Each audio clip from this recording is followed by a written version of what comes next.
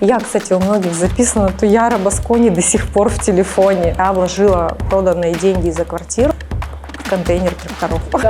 Да, я променяла квартиру на тракторы, потому что онлайн охваты, они безмерные. 46 миллионов. 46 миллионов, да. За последний месяц? В июне. В июне? В июне. За июнь месяц. И реализовано 120 тысяч пар. 120 тысяч пар.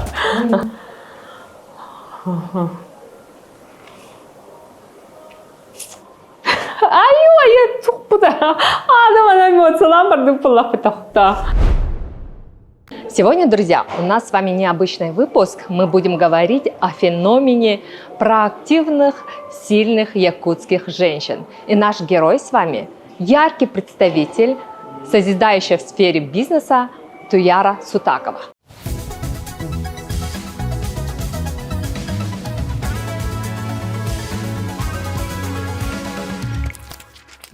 Туяра, привет! Привет! Я очень благодарна, что согласилась со мной пообщаться. Вообще, я всегда благодарю космос за моих героев, да. Это всегда люди с таким масштабом, с таким космосом и с такой дорогой, да. Это просто всегда восхищение и уважение.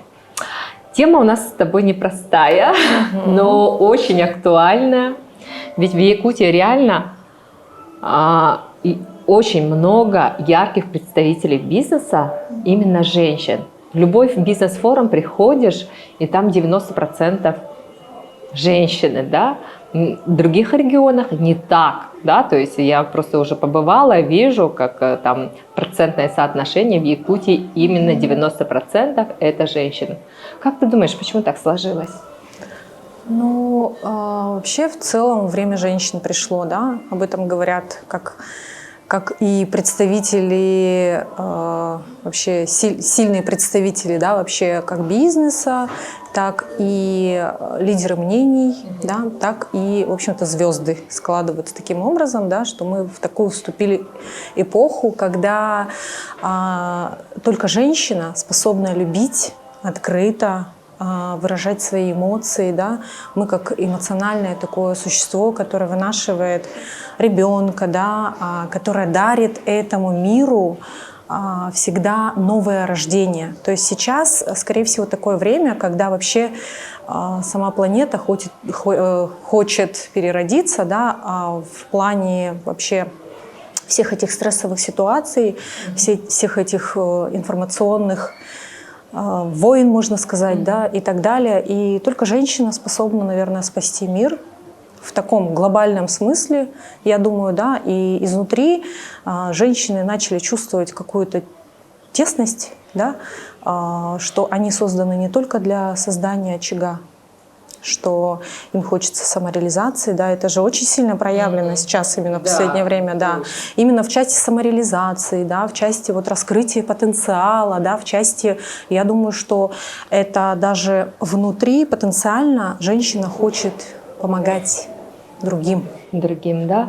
То есть это вот такое время, да? Такое время, да. Но можно же еще посчитать, что, скорее всего, ну, все равно есть яркие представители мужчин в бизнесе, да, да. Просто, наверное, нам легче женщинам, да, проявляться, да, то есть, может быть, поэтому вот еще как бы второй. Ну, да, мы, скорее всего, более заметны, да, в этом информационном мире, да. Если женщина проявляется, она проявляется красиво, максимально ярко, да. Мужчины проявляются по-другому. Они, как сказать, наверное, менее эмпатичны именно к таким вещам, да. Они более хладнокровны к таким вещам, и у них есть чисто такая авторитетная вещь, да, и они способны менять свое окружение именно своим физическим, личным авторитетным мнением, да, поэтому, в общем-то, мужчины протаптывают дорогу там к звездам немножко иначе, чем девушки, да. Девушкам хочется быть яркими, независимыми, блистать. Но мы точно уверены, что сейчас время пришло, когда женщина хочет открыто идти на самореализацию. Да. И вот просто время так меняется, и очень много ярких представителей бизнеса в мире уже, о которых говорят. Да? Как думаю, когда мы с тобой первый раз встретились, оказалось, у нас очень много общего, да? И у меня было ощущение, как будто я разговариваю сама с собой, да? Я тоже. Поэтому, Яра, тогда познакомимся со зрителями, да, и немножко расскажи о своем пути, да, о своих этапах бизнеса, да, вот как все начиналось, да, и кто сейчас ты, Яра? Начиналось все, если говорить о начале пути именно в бизнесе, начиналось все с того, что я работала в министерстве, в одном из министерств, и, в общем-то, у меня была достаточно такая успешная карьера. Я дослужилась там до замначальника большого департамента, да, закончила юридический с красным дипломом, и, в общем-то, меня прочили даже вот на какие-то высокие посты, да. И когда я это прочувствовала, да, вот эту всю грань ответственности, которая вообще не от меня, да, не для меня, не для моей семьи, не для самореализации, а просто для каких-то амбиций, я, молодая девушка, конечно, задумалась. Тогда я как раз наступил момент, когда я ушла в декретный, и там я поняла, что я не хочу из него выходить именно на госслужбу. Вот. Я хочу служить не системе, я хочу служить сначала семье, конечно, да, семье, и потом, возможно, уйти на самореализацию. Таким образом, я пришла к мысли о бизнесе, и первое, что я сделала, я провела такой как бы мониторинг, да, чего не хватает в городе, но в 2005 году не было интернета, соцсетей, да, все это делалось как бы вручную опрашивались там люди, да, в моем окружении, и самое интересное, что первое, что я к чему я пришла, к идее какой, да, это не одежда, не обувь, не салон красоты, да, чисто женская. Я пришла к мысли привозить тракторы. Да, когда я узнала, что это вообще начало, стоит там девушка, я была поражена, да. Да. И в самом начале, конечно, был такой сложный путь, но первые 2 года они условно были ужасными именно в реализации бизнеса, да, и каждый момент я думала, ну все, это последний раз, я больше не буду привозить, я не буду больше этим связываться. Да, я ездила в Китай. Да, я ездила прямо вот заключать контракт, но там было очень много ошибок совершено. Вот. В общем, там и недобросовестные люди, там недобросовестные поставщики, там, короче, вот первые поставки были, у меня же не было опыта, и я залезла сразу в сложный бизнес. И там сезонный бизнес, и вообще в целом техника сложная, и плюс еще это внешнеэкономическая деятельность, связанная с разного рода инстанциями, да, о которых я вообще не знала. Я потом узнала, когда уже мой товар подступил к границе, что там нужно это, третье, десятое, и там начали поступать просто разного рода письма счастья, и я просто была в шоке, мне было там 28 лет, и с младенцем на руках я вот переживала такой период, но я очень благодарна за то, что я не сломалась тогда, хотя я была близка к грани, конечно, и тогда же, конечно, возник, наверное, такой первый, можно сказать, кризис с мужем, да, когда я вообще продала квартиру, получается, и взяла вот эту ответственность на себя. Я вложила проданные деньги за квартиру, я вложила в контейнер тракторов. Тракторов? Да. Я променяла квартиру на тракторы, вот, которые, в общем-то, в первое время еще и не хотели продаваться, и у меня был огромный стресс. Там не то, что продаваться, они вообще сначала не хотели приходить. Вот, я думала, что я уже все, потеряла эти деньги, и я очень тогда, конечно, очень сильно переживала, даже не сколько там за бизнес, там за деньги, а уже за шаткость отношений, да, в семье.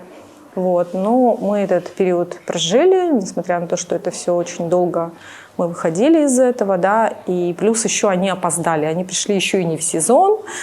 Вот так вот мы начали.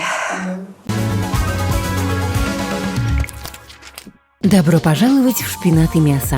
У нас семейные праздники становятся теплее, встречи с друзьями ближе, а деловые обеды успешнее. Погрузитесь в атмосферу уюта и наслаждайтесь блюдами, созданными с душой. «Шпинат и мясо» на Ленина 4. Получается, первый капитал на трактор ты продала свою квартиру? Да. Угу. А где жила? Ну, мы жили, конечно, это была не единственная квартира, да, это, получается, была вторая квартира, которую мы купили инвестиционная, да, вот, ну, потом получается, что мы ее не то чтобы восстановили сразу, да, но деньги вернулись, но они там уже через много лет вернулись.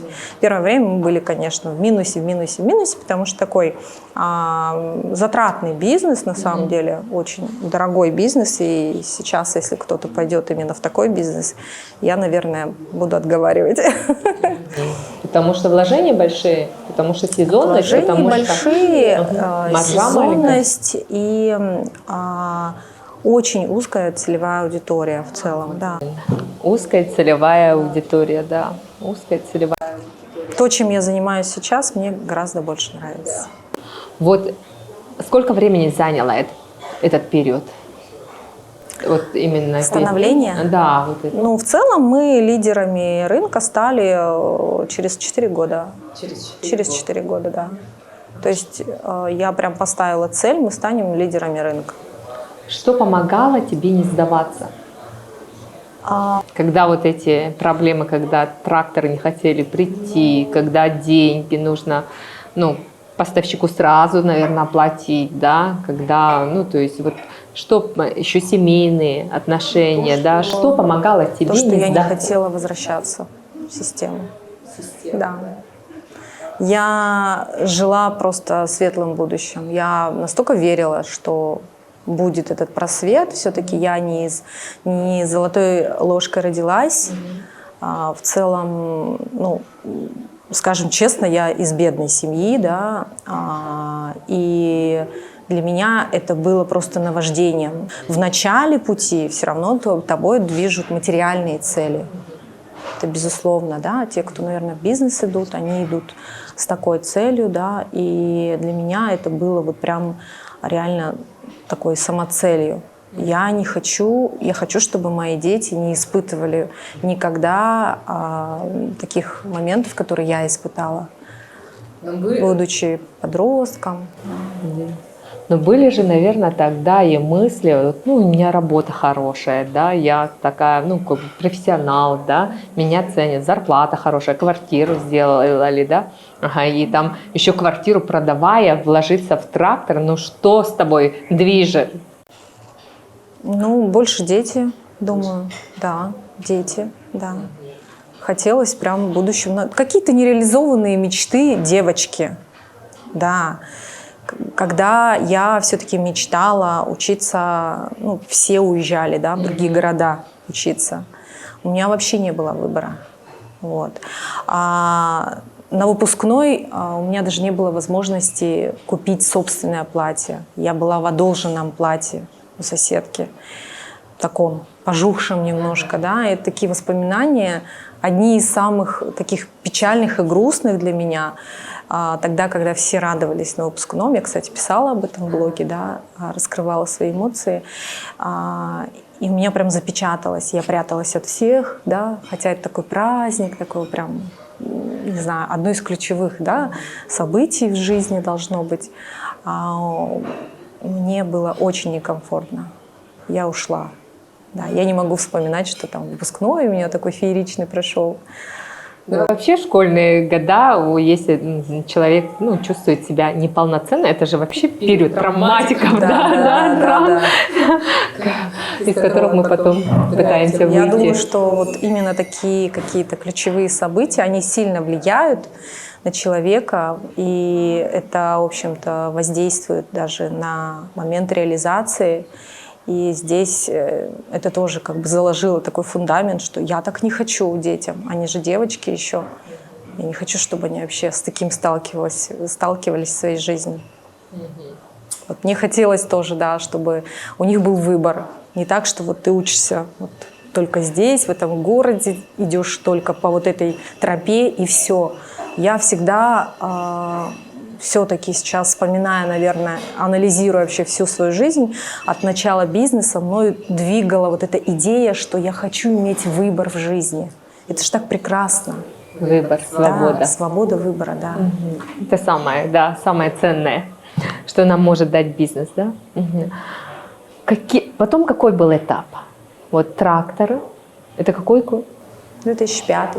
2005. Ага. Да. Потом я, в общем, конечно же, пришла к договоренности с мужем, да, и муж стал уже потихонечку внедряться в этот бизнес, да. Вот результаты хорошие пошли в целом, он поверил в этот бизнес, да, и в тот момент я поняла, что он слишком тяжелый, сложный для меня и накладывает на меня, на женщину, такую зону ответственности, там какие-то постоянное общение с мужчинами там, в сфере сельского хозяйства. Это вообще не мое было. Это не моя реализация. Я поняла это в определенный момент и начала искать подсознательно уже какие-то точки реализации в женских сферах. Вот. И в тот момент я ничего, конечно, лучше не придумала, как просто открыть магазин одежды. Он такой достаточно был очень популярный в свое время. Там у нас даже было 5 точек, да, это магазин Lidl. Lidl. Да, Lidl. Леогель пишется. Было такое, что я как трендсеттер, да, я сейчас называю себя трендсеттером, я внедрила вообще вот эту моду одевать женственные платья. И у меня прям очереди стояли в магазин. И тогда я понемножку начала завозить обувь, потому что запросы пошли. Я ездила в Китай в то время и видела, познакомилась как раз-таки с брендом Баскони. Прям напрямую, да, не через Москву, где головной офис, напрямую с ними связалась. В общем-то, мне одобрили закрыть как бы на эксклюзив Якутию сюда. Я начала возить сначала, да, но потом уже разрешили как бы под их вывеской открыться. Вот. И таким образом мы просуществовали 15 лет, да.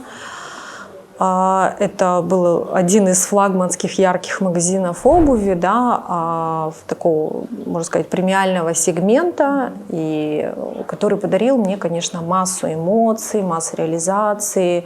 И, ну, это был очень классный опыт, период. Я благодарна Баскони вообще за становление меня даже, потому что я, кстати, у многих записана Туяра Баскони до сих пор в телефоне.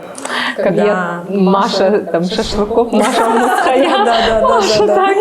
И все мне так и говорят, все мне так и это самое называют до сих пор. Вот, потому что помнят меня именно с этих пор. Вот. И здесь, в Якутии, как бы в Якутске, я создала такую, можно сказать, систему собственного продвижения магазина, когда никому неизвестный бренд стал просто мега популярным.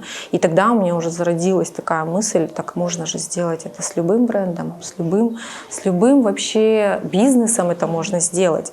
То же самое, что и в тракторах. Я, когда ездила на фабрику, мне уже было тесно просто привозить там как бы тракторы, ну, от фабрики, да, и мы создали свой собственный трактор.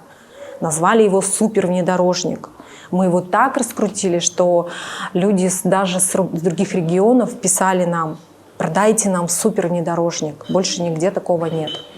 То есть это для плохих дорог трактор, да. Вот. И, соответственно, я поняла, что у меня есть какой-то талант даже в любом бизнесе раскрыть, можно сказать, распаковать такое ядро, да, ядро уникальности, которая, в общем-то, попадет в цель. Как транслировать ценность продукта, да, то есть показать его смыслы. Да, смыслы нет, это еще не самое сложное, не самое ключевое. Ключевое надо еще внушить человеку, что этот продукт ему очень нужен. Рожденный пиарщик. Типа такого. Да, вот феномен Туяры, да. Ага. А потом что было? Началась, наверное, другая эпоха, эпоха меня, эпоха уже внутреннего какого-то перерождения, потому что я родила сына, 42 года. Вот. Там было очень много странствий. В это время был совершен переезд в Москву. Да. В общем, время каких-то трансформаций, время духовного роста, да, это тоже со мной произошло, и поэтому мне, в общем, можно даже сказать, свыше был дан сыночек, да, несмотря на то, что мы долго его ждали, да. Здесь я просто подумала, что я хочу вообще транслировать в мир, я хочу как-то вот раскрывать потенциал людей, показывать им, что у них тоже все возможно, что вообще нету невозможного в мире на самом деле, да, чтобы люди поверили в себя, чтобы они точно так же, как и я, могли спокойно там открывать бизнесы, раскрывать себя, самореализовываться, быть достаточно такой, можно сказать, нужной обществу единицей, да, и с какой-то миссией открывать там бизнесы и давать миру то, чего не хватает. Это период туров, да? Период туров в том числе, да. Сначала как бы они были не совсем прям откровенно про бизнес, да, но около того. Вот. И потом впоследствии они переросли в нечто большее. Я начала уже транслировать про бизнес. И когда уже сама зашла в создание своего бренда, это уже другая, можно сказать, эпоха, да, здесь тоже можно чуть затронуть, да, про это. Я всю жизнь мечтала, когда ну, как бы просто была купи-продай чужого бренда, да, я понимала, что это не совсем про меня, это просто про деньги, это не реализация меня, да. Здесь как будто бы не было такой какой-то духовной составляющей, что ли, тут больше про материальное. Вот. А так как я шла все-таки в рост и пошла в такое масштабирование себя, да, масштабирование своей мысли, сознания, я поняла, что ну как это может, в какой точке Туяра может стать настоящей Туярой? Конечно же, в реализации собственного бренда, в создании собственного бренда, собственной линейки, то есть то, что отражает мой характер, мои предпочтения. И мне хотелось, чтобы об этом знал весь мир. То есть мне уже не хотелось там в одной точке продавать, как здесь в магазине, например, да. Мне уже хотелось чего-то большего. Ну, сейчас, как сейчас, это российского масштаба, да. Мы вообще уже топ-3 российского масштаба в нашей категории обуви. Топ-3 на всю Россию. Вот. И свой бренд, да? Да, свой бренд. Вайберис. Да, и ну, ничего лучше не придумать, да, масштабнее не придумать, как реализовывать это онлайн, потому что онлайн охваты, они безмерные. Нету вообще никаких рамок, границ, да, ты не ограничен полками в одном помещении, да, и, в общем-то, любой человек с любой точки это может купить, и не только, кстати, в России. Какие цифры сейчас? Ну, больше 220 миллионов в обороте за 14 с лишним месяцев. И, в общем-то, 46 миллионов в обороте вот за последний месяц, за июнь. 46 миллионов? 46 миллионов, да. За последний месяц? В июне. В июне? В июне. За июнь месяц. И реализовано 120 тысяч пар. 120 тысяч пар. Ну, непостижимо. И год назад я, конечно, тоже... Если бы мне такое сказали, я бы схватилась за голову, как ты сейчас, да? Вот, потому что, когда мы торговали здесь, когда у меня был здесь магазин, такая максимум потолок, который был, да, это 3000 пар в год. Ну, то есть, что такое 3000 пар и 120 тысяч пар, да? То есть, ну, все, охват уже как бы на всю Россию, это уже... Сколько времени прошло от идеи до реализации? Ну, идея, если говорить вообще про начало, про зачаточные состояния мысли, формы, Ну, лет 5, наверное. Я носила в голове. И, кстати, в каком-то формате я его реализовала. Но это было прямо перед пандемией. Я тогда открыла собственный бренд. Все, у меня было тоже производство. Он назывался Манзони. И открыла я его прямо возле Баскони, чтобы как бы пользоваться популярностью, узнаваемостью Баскони. И у меня, конечно, был тоже план того, что Манзони будет развиваться. Вот. Но я благодарна тоже, опять-таки, этому опыту. Да. Мы очень быстро закрыли, как пандемия началась. Он не успел тоже как бы раскрутиться, да, достаточно такой популярность обрести, чтобы, допустим, продавать онлайн и так далее. Это была достаточно дорогая обувь, она была похожа на Баскони. И на самом деле я даже рада, что это не тот бренд.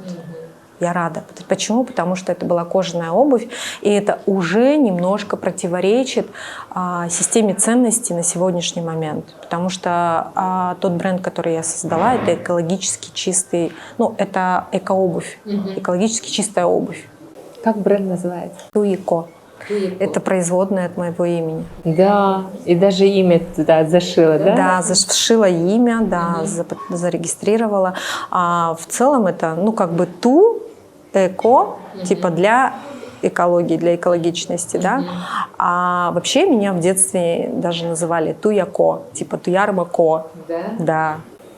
И вот она сейчас родилась, да, и видишь, как сразу, какие обороты, какие цифры. Сколько вложила в этот проект? Ну, начиналось все, конечно, с маленьких цифр. Это я говорю, рассказываю всем своим ученикам, что вообще не бойтесь заходить с маленьких цифр. Да? Я заходила с 200 тысячами просто попробовать.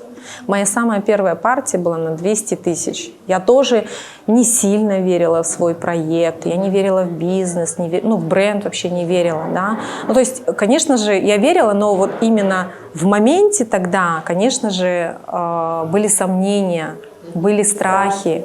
А как 200 тысяч так быстро переросло в такие? Ну, потом вложения были позже, да. Но я имею в виду, что я же заходила с тестовой партии, и эта тестовая партия, она именно была вот на 200 тысяч. Вот. Потом, когда я почувствовала, что эта цифра как бы очень быстро начала оборачиваться, да, естественно, пошли вложения. Там где-то 1 миллион, где-то 2 миллиона, да. Вот. То есть уже поэтапно? Поэтапно, да, поэтапно. Рост был на самом деле поэтапный, и прошлый год он был не такой прям супер фееричный, как этот год. Вот. И то же самое, как бы я открыто, например, своим ученикам показываю весь свой расклад, как я двигалась, всю динамику. Для чего я это делаю? Для того, чтобы каждый понимал, что не ждите чудес в самом начале. Не надо думать, что вот вы зашли там с 200 тысячами и сразу выйдете там на миллионные обороты. Чуть-чуть дайте вот этому процессу распаковаться. Вложите всю душу, любовь, и вот непременно получится. Непременно получится. И это я вижу, на своих учениках вижу.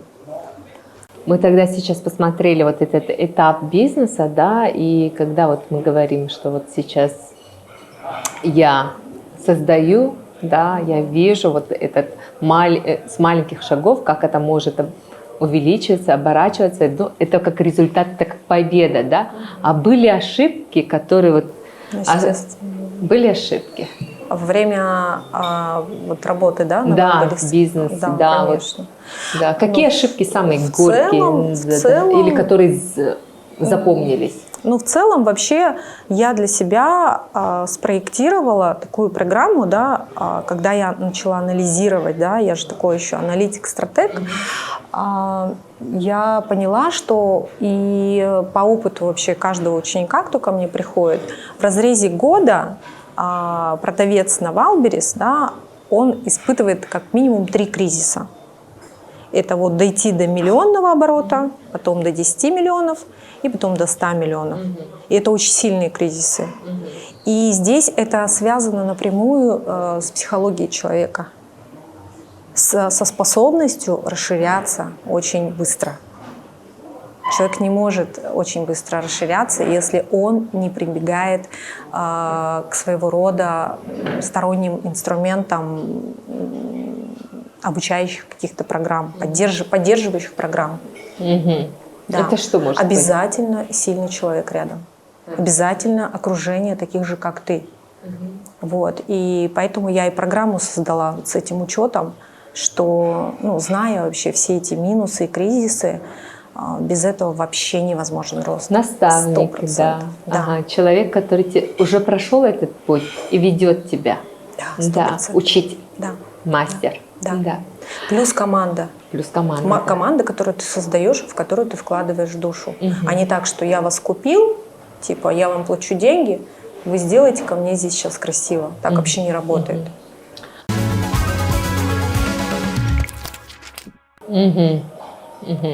Как мы начали говорить про тему изобилия, да, мне очень понравилась твоя трактовка, да, что изобилие у каждого свое, да, то есть просто это вот как навязанное же, да, то есть изобилие это должно быть увешано полностью брендом, да, от ног до головы, да, и вот ты должен как-то вот по-другому там типа разрешать себе и так далее. Пожалуйста, расскажи нашим зрителям, как понимать это слово и как через себя проживать это слово.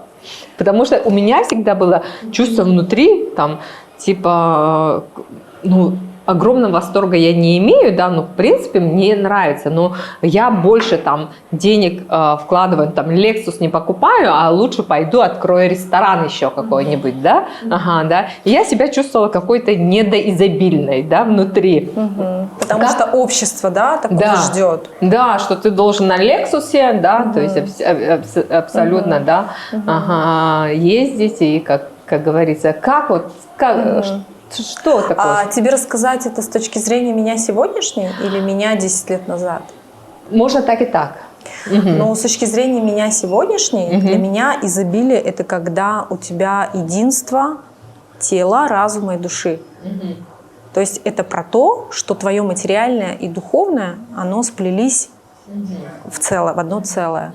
То есть без духовной сферы, без моей там веры и, скажем, в то, что меня кто-то ведет, да, по этой дороге, без, скажем, поклонения нашим там культурным традициям, да, без работы над собой внутренней, да, без контактности с собой, я бы не достигла таких результатов в бизнесе. Не достигала бы и, возможно, не позволяла бы это делать своим ученикам, потому что там, где твой логический разум присутствует, да, ты все равно будешь пытаться блокировать своих конкурентов и так далее. Да? То есть в этом мире, в духовном мире вообще же не существует пониманий конкуренция, зависть, обиды, страдания, переживания, тяжелый труд и так далее. Когда у тебя прокачана духовная сфера, ты все равно, твоя конечная цель делать все в легкости, в состоянии легкости. Да. Что такое легкость? Это не увешанным там быть, это вот все, да, и типа ты такая вся роскошная женщина, и у тебя все есть, ты на Лексусе, да, и типа это легко. Это вообще не про это.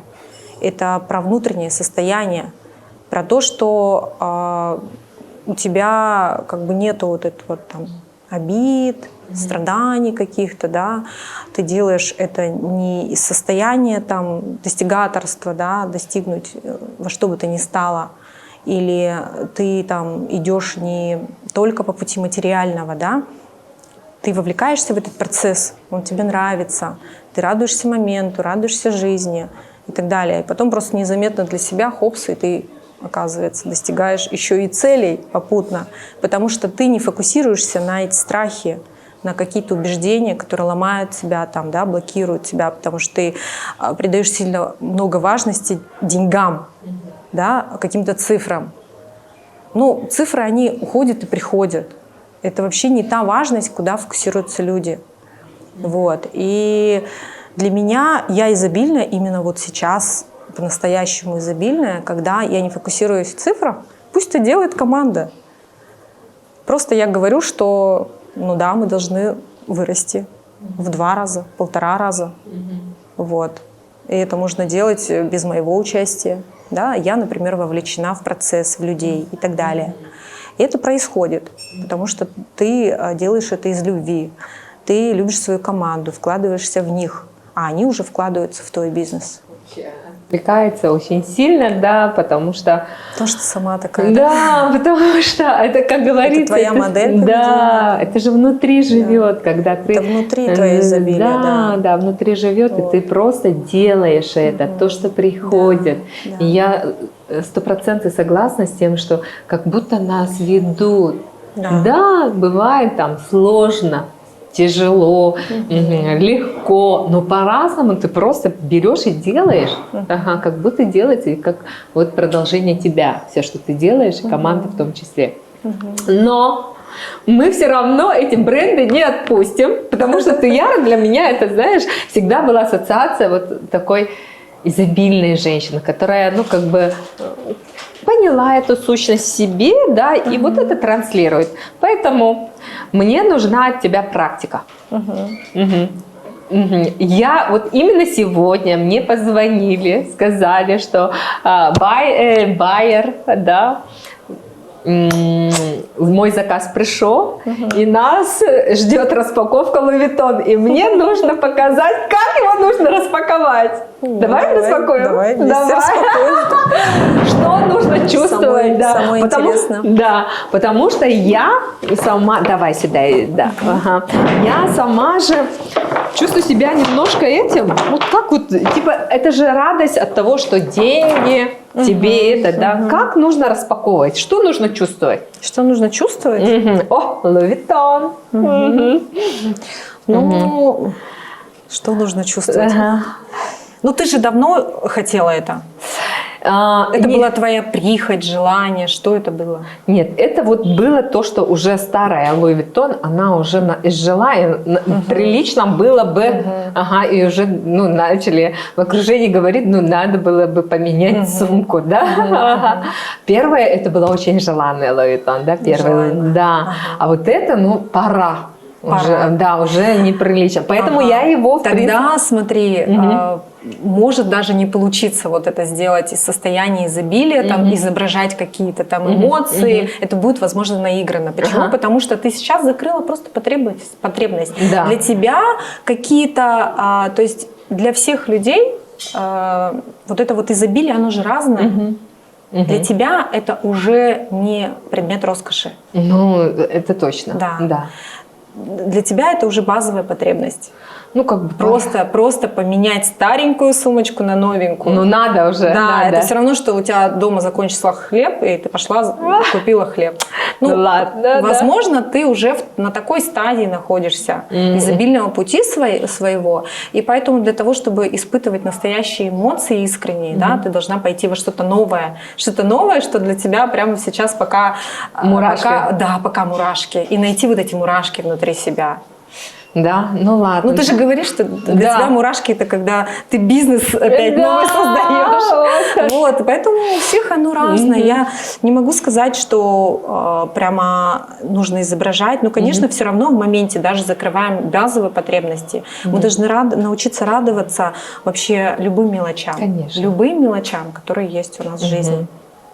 Ну, но ты же имеешь возможность, прикинь, вот для многих это вообще что-то такое запредельно невозможное, а у тебя есть эта возможность, и ты в моменте должна ощутить эту радость внутреннюю, прям искреннюю радость вот этой маленькой девочки, которая достигла этого. Ой, когда это для тебя это закрытие, это первый Louis Vuitton был такой, да, я прям, мне просто сказали, это было путешествие, сказали, что я вообще раньше даже не знала, что есть бренды, да, то есть тут, ну, как бы, ты покупаешь, ну, как бы на рынке, Монетар, это самый люксовый магазин для меня, ощущение было, да, там, если там что, зарплата какая-то хорошая придет. А так вот, ну, тогда с Министерства внешних связей мы ездили в Корею, и они сказали, вот Louis Vuitton, типа, это супер класс, да, то есть если у тебя есть сумка Louis Vuitton, ты можешь ходить в любую там переговоры, да, сообщество, да, переговоры, избранное, да, переговоры, и вот тогда я в 2000, я не помню, 15 или, 14 году вот первая Louis Vuitton была. Ну давай, тогда просто откроем. Нет, Да. в любом случае, давай порадуемся. Ой, Ой, какая. какая прелесть, какая. Все равно я радуюсь. Девочку никуда не этого. Конечно, классная. Вообще же, да? Очень классная модель. Да. Как Да, раз я- сюда, мне кажется, влезает, А4. помещается, да, наверное, ноутбук. Да, А4 Тебе по ноутбук. работе. Да. Специально убирала, да, Да, по формату? по формату. И самое главное, это женщина, у которой в пакете в сумке Louis Vuitton бывает всегда буханка хлеба. Вот такая вот база. О, Ну, все это равно, хорошо. девочки, мы радуемся. Конечно, да. Да. Но я еще хочу сказать, что я открыла с девушкой, у которой канал с изобилием налажено. Это вообще вдвойне бонус. Да. Приумножится. Приумножится, да. Быстро. Да. Ну все, больше ничего нету. Ну, классно. Да? Ничего, паспорта, ничего не бывает, да? Не знаю. А вот она. Она просто визитка. Ага. Да. Сейчас же раньше вот в Москве же мы могли... Универсальная. Универсально. Вообще идеально. Идеально, Вот да. вообще, для меня вообще идеально. Да. Ага, буханка хлеба, ноутбук и А4. Да. Яра, я тебя хотела угостить же нашим кёрчахом якутским, да, и ты вот сказала, что мороженое на натуральных сливках, да, и ты сказала, что сейчас я его не ем, да, потому что есть Все, что заболевания, связано да? с сахаром, молочкой, глютен, это вот пшеничные, да, продукты. Сейчас у меня находится под запретом, потому что я нахожусь на протоколе лечения. У меня обнаружилось аутоиммунное заболевание. Вот. Это же как иммунитет, да? То есть, Да, Это да, же как это на иммунитет, фоне да? То есть, всех стрессов, да. Ну, в целом вообще у этого заболевания я, конечно, очень была расстроена, когда услышала про это, и вообще не понимала, ну, конечно же, в первую очередь я начала копаться в себе, да, откуда растут ноги у этого заболевания. И поняла, что это, ну, есть психосоматика вообще у этого, ну, природа, да, у этого заболевания. Это когда человек все переносит сам, ну, как бы не давая выхода этому, да. Вот, все берет, слишком много берет на себя, не, скажем, не проговаривая, не выговариваясь это в мир, и когда несет слишком много ответственности, не разделяя ее. Вот. И включаются такие механизмы, да, у организма, когда клетки начинают пожирать сами себя. То есть я начала заниматься, возможно, таким внутренним таким самобичеванием, да, саморазрушением, да, из-за этого, потому что все-таки присутствовали в моей жизни очень много кризисов, да, после которых я чувствовала, ну, ощущала чувство вины. чувство вины, Да. Чувство вины, чувство да. вот это вот осуждение, там, не знаю. Все время ты за что-то ответственен, и если что-то не получается, то ты себя коришь за это, да. Вот. Так вообще ни в коем случае делать нельзя. Особенно женщина в бизнесе. И мы вообще, на самом деле, очень уязвимые в этом плане. Да, очень Я согласна, уязвимые. да. Вот.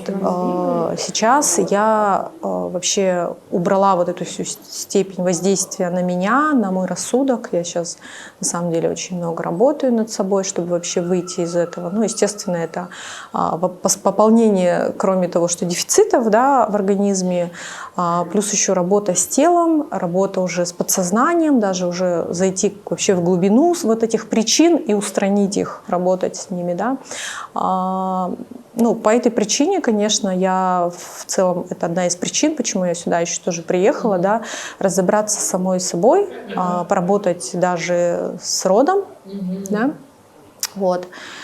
Поэтому я приехала, съездила сразу на родину отца, да, и я восстановила родовые связи с сестрами, с которыми мы не общались 32 года. Возможно, это тоже одна из причин, почему я чувствовала всю жизнь себя уязвимой, потому что на самом деле у меня не было крыльев, да, то есть не было поддержки такой, да, я как будто бы вот только сама всю жизнь на себя полагалась. Вот. Я надеюсь, просто с этого периода начнется совсем другое, потому что сейчас я обрела вот эту корневую систему, да, это очень важно, на самом деле, для каждого человека. Вот. И сейчас, ну, вообще я занимаюсь самоисцелением. Я делегировала на 95%, делегировала все процессы, занимаюсь сейчас только собой, своим здоровьем, своим состоянием, ну и общением с людьми. Так вот. Когда вот мы, почему вот эта тема родовая стала такой сейчас очень актуальной? Вот сейчас же она стала вот прям про это начали говорить. Раньше, ну, мы говорили, что там коучинг, психология, да, а сейчас мы еще пошли на род. Ага. С чем это связано? Тем, что человек ищет вообще, как сказать, источник своей силы. Когда человек теряет опору внутреннюю, да, он может вообще потеряться в этом мире, он может сломаться. И эту опору, на самом деле, внутреннюю, да, может дать только твой род, сила твоего рода. Потому что сейчас очень сильное вот это информационное поле, да, сейчас вообще информационное, можно сказать, война идет, да, вот. И человек в этом мире, он просто не находит, ну, он идет по каким-то иллюзорным путям, да, которые на самом деле его могут увести вообще в другое, не в истину, да. И здесь, когда ты полагаешься сильно на внешние обстоятельства, ты можешь забыть про то, что вообще все ответы находятся внутри тебя. Вообще вся сила, она находится не во внешнем мире, она находится внутри. И вот эту внутреннюю надстройку, да, ты можешь получить, подпитку, да, ты получаешь от рода, от твоего, прежде всего от твоих родных, твоих родителей, от всей вот этой вот родственной связи, и плюс еще, конечно же, по поколениям идешь, да, вверх, да, то есть кто-то тебя может, ну тем более для якутов это мега важно, да, мы же там по 7-е колено, нам могут дароваться даже там способности, да, ты можешь вообще открыть в себе какую-то некую суперспособность для того, чтобы управлять вообще своей жизнью. И это время на самом деле наступило. Оно наступило во всем мире. А мы здесь как бы занимаем такую, мне кажется, лигу первенства в этой экосистеме, да, когда, ну, потому что мы вообще рождены в природных условиях, да, то есть, да, в суровых природных условиях, мы дети природы, мы напрямую умеем общаться, нам не нужны даже проводники для этого. Вот. И когда ты напрямую получаешь силу, для тебя открывается все. И твой там род, он реально тебе способен помогать тебе. И надо ощущать это, благодарить природу, благодарить родных. И таким образом мы их призываем близко к себе, чтобы они прям помогали тебе, поддерживали тебя, защищали тебя от разных внешних воздействий. И когда мы, например, обращаемся наоборот к внешним воздействиям, да, мы иллюзорно думаем, что там вот эта вот помощь и поддержка, да, но на самом деле она вот внутри тебя. Тебе просто нужно найти вот эту, прийти к способности контактировать с внутренним «я», да. И вот для этого нужно приходить вот этому единству тела, разума и души.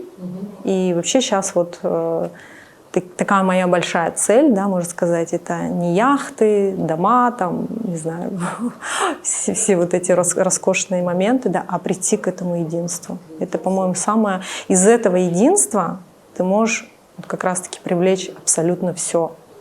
И яхты, и дома, и все такое. Да, а как ты к этому пришла? Ну вот из кризисных точек. Когда я узнала про это заболевание, когда я докопалась до истины, что я ушла от себя, что я, возможно, во всей этой гонке потеряла именно себя. Но вот когда между строк я читаю, да, когда ты говорила про это заболевание, да, про психосоматику и так далее, я верно услышала, что иногда у тебя бывает чувство вины, потому что ты такая, какая есть. Что ты хочешь масштаба, что тебе больше, что все мало, все, да? Есть это чувство вины? Бывает такое? Или в чем заключается? Да, потому что я это проецирую с собой, да, у меня всегда есть вот это чувство вины, ощущение, что я не такая, как, все нормальные там, да, то есть это у меня есть. То есть быть собой, тяжело, ты не подходишь, да, то есть для просто бытовой жизни. Да. Абсолютно с тобой согласна. И плюс еще какие-то вот такие воздействующие снаружи факторы есть, да, ты же живешь в обществе, ты живешь в этом институте семьи, да, где есть твой близкий человек, твоя половинка, который другой. Но это такая вот душевная единица, да, у которой вообще другие приоритеты и ценности, и ты не можешь его поменять, да, например. И чувство вины, оно, скорее всего, складывается из-за того, что ты что-то хочешь реально вот из истинности души своей сделать, да, вот именно то, что ты хочешь, да, а вот каждый день на ежедневной основе то, что ты делаешь, оно превращается в какую-то борьбу с самим собой. То есть ты это делаешь уже не из созидания, не из изобилия, не из-за того, что ты вот такая вся в потоке, идешь там и делаешь то, что ты любишь. А ты все время вот таких каких-то, можно даже сказать, в конкурентных условиях находишься, где за тобой прям вот наблюдают, да, всегда могут как бы какой-то момент критики, да, возникнуть.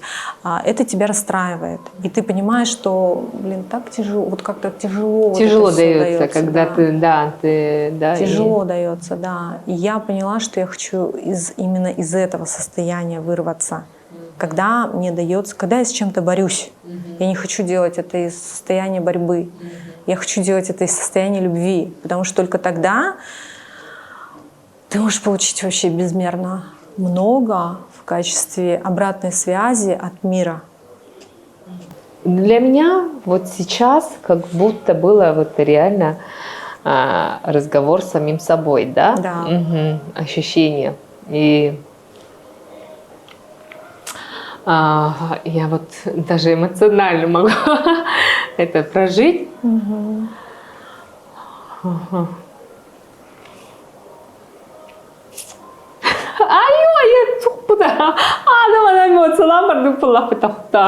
Да, подожди.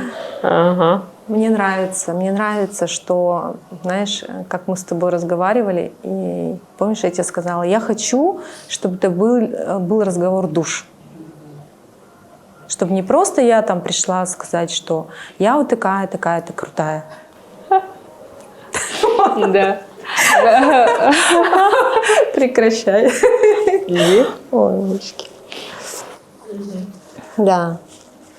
И реально это, мне кажется, получилось, потому что надо давать этому выход. Вот. Просто я ощутила, когда вот каждый этап, который ты рассказывала, через что ты проходила внутренне, как это все рождалось, да, как это вот от неверия, да, и так далее, и как ты постоянно доказывалась результатом, да, вот, да, то есть тебя принимают, пока у тебя есть результат, понимаешь? Ты принята только потому, что у тебя есть результат, да? Ага. И вот, а не просто потому, что ты такая классная, да? Да. А вот пока ты даешь результат, ты будешь принята. И это очень больно. Да, как внутри это все происходит, да, Мне все понятно, да, вот насколько мы смогли это отразить, Ага, да, вот пока под вопросом посмотрим, вот как у нас зрители это увидят, потому что, ну, то, что ты говорила, те шаги, которые у тебя были, ты проходила, да, ага, с каким несогласием, с каким желанием ты куда шла, да, ага, что ты искала, да, что ты большего пробовала, да, здесь твой внутренний вот этот двигатель, почему он так выходит, мне все понятно. Мне все понятно, да, и какие вот эти периоды кризиса и так далее. Поэтому я просто хочу сказать, что пусть сила рода, вот это соединение, которое ты сейчас ищешь, да, вот эту, она у тебя стала той опорной точкой, на которую ты оперешься и сделаешь еще больше масштаб. Да, потому что это есть у тебя внутри, ты хочешь его давать. Ага, она просто у тебя есть, да. И, ну, как говорится, не закрывай себя, будь этой изобильной женщиной, которая дает это все, да, которая может это давать, эту энергию, это поле, еще может очень много классных проектов создать в нашем мире. Спасибо большое.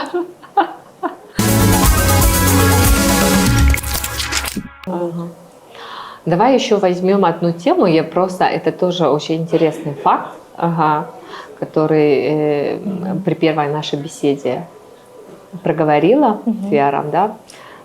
Ты потомок? Манитаха. Манитаха, да. Ну, это же такие гениальные люди были, купцы, которые в то время смогли наладить торговлю, да, с Японией, да. Это с Канады, Японии. Это конец 19 века. Конец 19 Ну, даже середина. Это по маминой или по папиной линии? По папиной линии, да? Отцовской линии. Ну, я, к сожалению, очень мало знаю. Почему? Потому что, ну, вот только общеизвестные факты, да, вот, и не спрашивай, где клад. Уж все в первую очередь спрашивают про это, я сама не знаю, хотя у меня отец при жизни был археологом, вот он такое какое-то даже на него наваждение было, да, возможно, он как-то из-под воль пошел в эту стезю, да, чтобы, может быть, найти, сохранить, да, каким-то образом быть причастным к этой истории, сказать, что вот это я, потомок Манитаха, нашел клад и так далее, вот. Я вот прям как будто ощущение, да, как будто вот общаюсь с этим родом, да, то есть вот, наверное же не просто все это происходит, да, все это происходит, потому что, ну вот, черты лица, да, то есть это вот прям видно, что для меня это было очень логично, когда ты сказала, что ты потомок Манитаха. Ну и, кстати говоря, он самый первый трактор завез, оказывается, он. Когда я открыла тракторную компанию, я узнала это, причем не сразу, а спустя там много лет, когда у нас была встреча потомков Манитаха, на встрече сказали, вот, а теперь, короче, потомок Манитаха, там Сутака, вот Яра Васильевна выходит, короче, на сцену и расскажет про то, как она открыла, короче, свою компанию тракторную. Ведь самый первый трактор привез сам Гавриил Васильевич, и это было, и это очень символично, что она могла еще открыть, типа такого. Как будто бы я знала, я об этом не знала вообще. Ну а как это ты было пришла к этим тракторам-то? Вообще это ну, прикинь, это же тоже, возможно, зов предков. Да. Возможно, они меня вели к этому. Это же тоже миссия, чтобы для людей облегчить труд вообще на селе. Тяжелый физический труд. Потому что кроме нас этим, ну, мало кто занимается именно хорошо, качественно.